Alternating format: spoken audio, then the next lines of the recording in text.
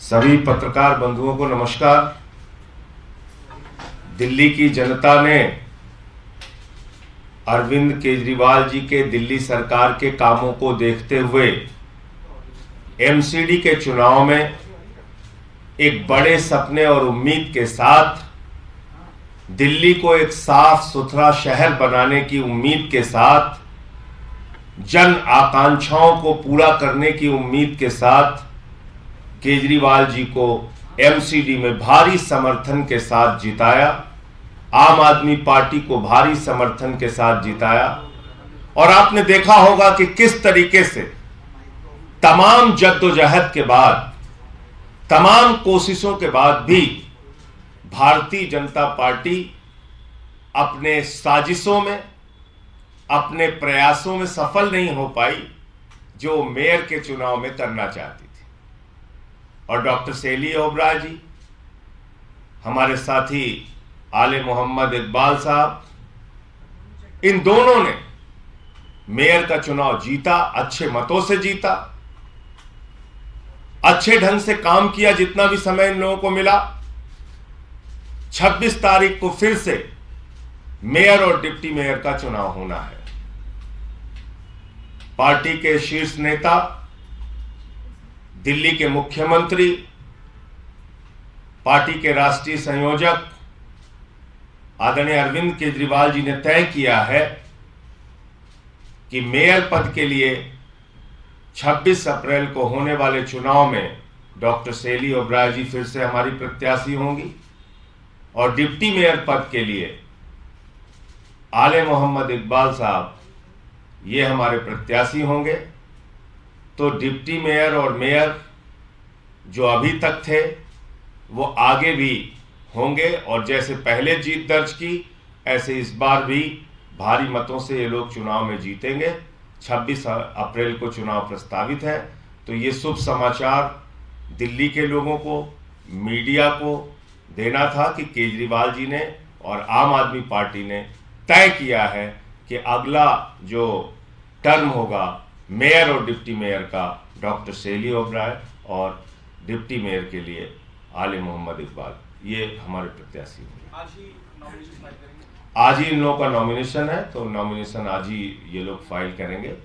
और जैसा मैंने आपको कहा कि बहुत अच्छे ढंग से इन लोगों ने सीमित समय में अपना काम करके दिखाया है, अपनी योग्यता का परिचय दिया है और दिल्ली वालों की बहुत थोड़े समय में ही जो सेवा कर सकते थे इन्होंने किया है। इसी के आधार पर केजरीवाल जी ने और पार्टी ने तय किया है कि ये लोग फिर से हमारे मेयर डिप्टी मेयर के प्रत्याशी होंगे। क्या लगता है बीजेपी पे जिस तरह के आरोप पिछली बार आपने लगाए थे, जो हमने देखा सदन के भीतर, उस तरह की स्थिति पर आप क्या कहेंगे? देखिए, बीजेपी एक ऐसी पार्टी है, वो इस देश के लोकतंत्र को हर स्तर पे खत्म करना चाहती है। यानी अगर गांव की प्रधानी भी ये लोग हार जाए तो उसमें कोई भी कोशिश करते हैं कि कैसे हम इस सीट पे अपना कब्जा करें। तो एमसीडी में दिल्ली की जनता ने हरा दिया, वो चीज उनको बर्दाश्त नहीं हो रही थी। 15 साल तक लगातार उनकी लूट चली यहां पे। अब वो लूट पे रोक लग गई जब केजरीवाल जी और आम आदमी पार्टी की इतनी भारी जीत हुई। तो इसलिए बौखला कर वो एमसीडी के मेयर का पद छोड़ना ही नहीं चाह रहे थे। 3 बार झगड़े किए, लड़ाई की, हंगामे किए, हिंसक प्रदर्शन किया हाउस के अंदर। आप लोगों ने देखा होगा, वो सारा कुछ कैमरे पे कैद है। तो लेकिन हमारे जितने भी पार्षद थे मजबूती से खड़े रहे और उन्होंने वोट दिया डॉक्टर सेली ओबराय को भी और आले मोहम्मद को भी। दिल्ली विधानसभा का सत्र है, कल एलजी ने भी इस पर आपत्ति जताई, लेकिन बीजेपी ये कह रही है कि विधानसभा का इस्तेमाल आप गालियां देने के लिए करते हैं। एलजी को तो पहली बात कोई अधिकार ही नहीं आपत्ति दर्ज कराने का। विधानसभा में चुन के एलजी ने भेजा है, दिल्ली की जनता ने भेजा है। विधानसभा का सत्र कब बुलाना है, नहीं बुलाना है, ये एलजी तय करेगा। ये विधानसभा अध्यक्ष तय करते हैं। पहले भी विधानसभा का सत्र जब चाहा बुलाया गया है, बुलाया गया। कैबिनेट के मंजूरी के बाद सत्र बुलाया जा रहा है। आप लोग जो कहते रहे तो का दुरुपयोग हो रहा है, उस मुद्दे पे चर्चा होगी। बीजेपी कह रही है कि आप मिसयूज कर रहे हैं विधानसभा के स्पेस का।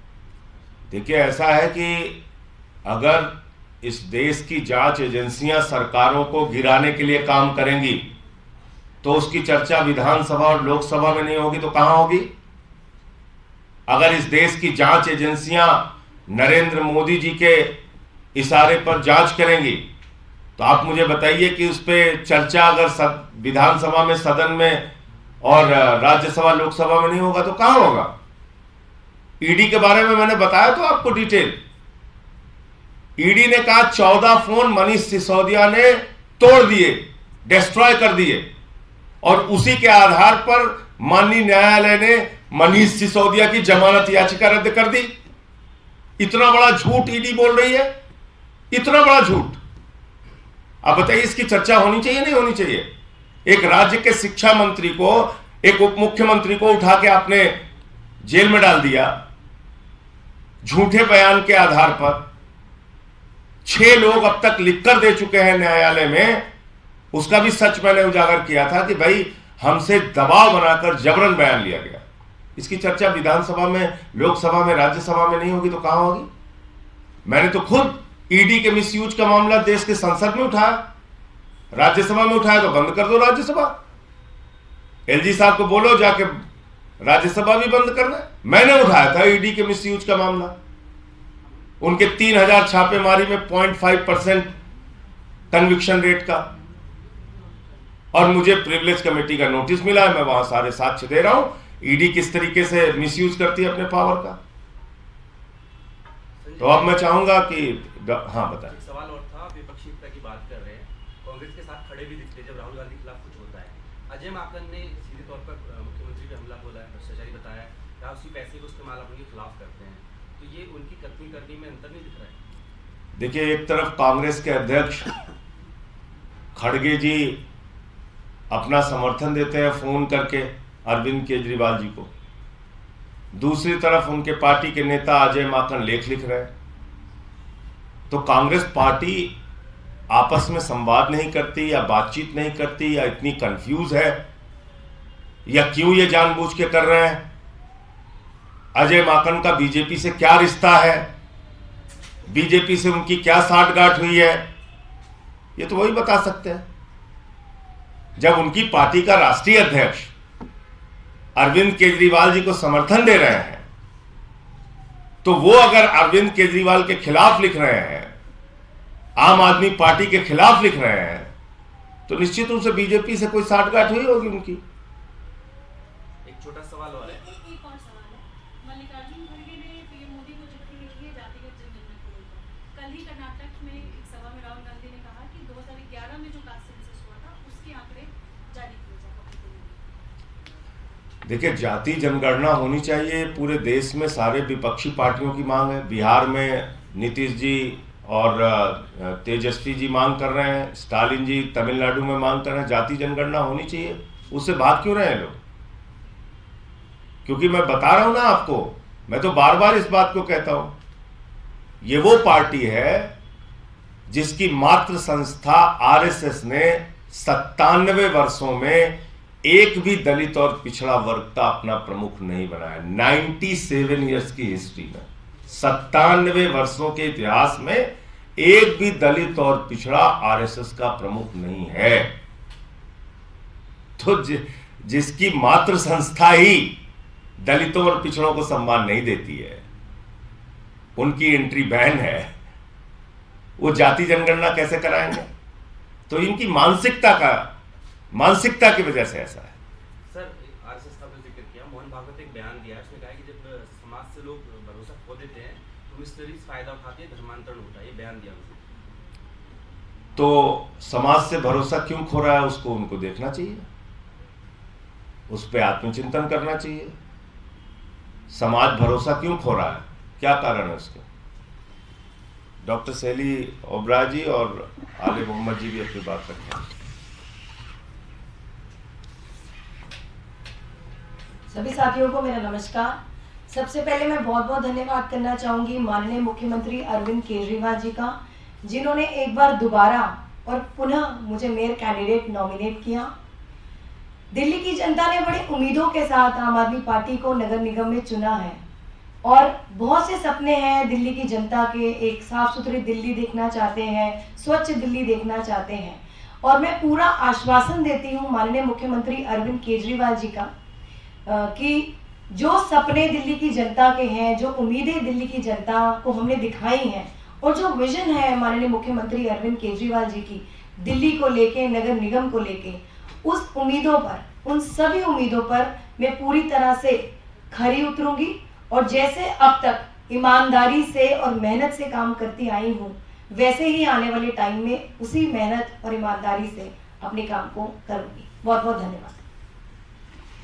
आगे मोहम्मद जी।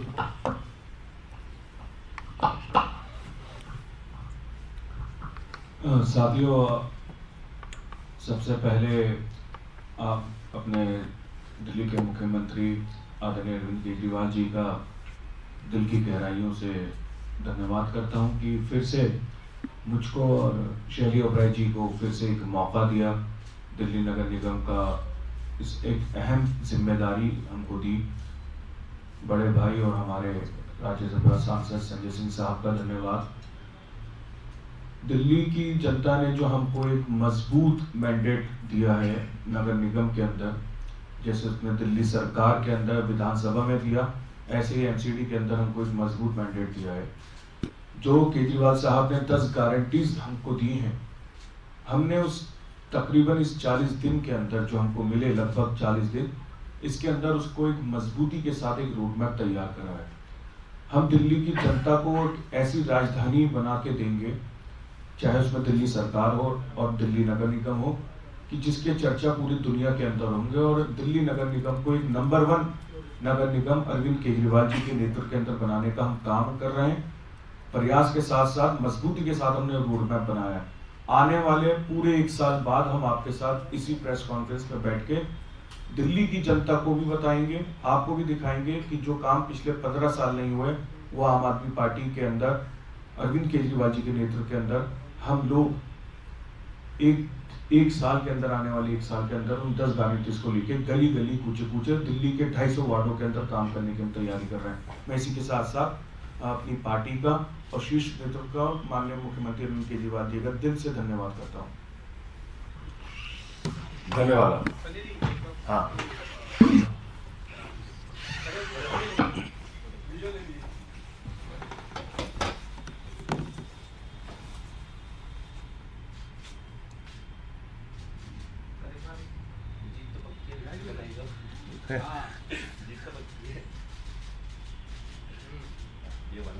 एक बार इधर देख लीजिएगा, इधर